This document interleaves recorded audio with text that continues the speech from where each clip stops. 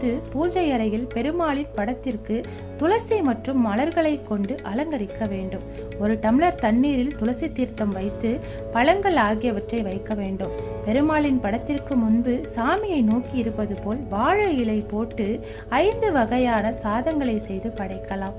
சர்க்கரை பொங்கல், எலுமிச்சை சாதம் அல்லது நெல்லிக்காய் சாதம், புளி சாதம், தயிர் சாதம், தேங்காய் சாதம் ஆகியவற்றை சாதங்களை இலையில் அப்படியே வைத்து வழிபடலாம். அல்லது அந்த சாதங்களை கொண்டு பெருமாளின் உருவம் அமைத்தும் வழிபடலாம்.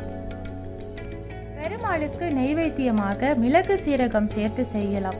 உளுந்தவடை, சுண்டல், பானகம் ஆகியவற்றை படைத்து வழிபடலாம். முடிந்தவர்கள் மாவிளக்கு இட்டு படைக்கலாம். 5 வகையான சாதம் செய்யும் வழக்கம் இல்லாதவர்கள் வீட்டில் சாதாரணமாக செய்யும் சாம்பார், கூட்டு, பொரியல், பாயாசம் ஆகியவற்றை இலையில் பரிமாறி அதை பெருமாளுக்கு படைத்து வழிபடலாம். பெருமாளுக்குரிய மந்திரங்கள் எது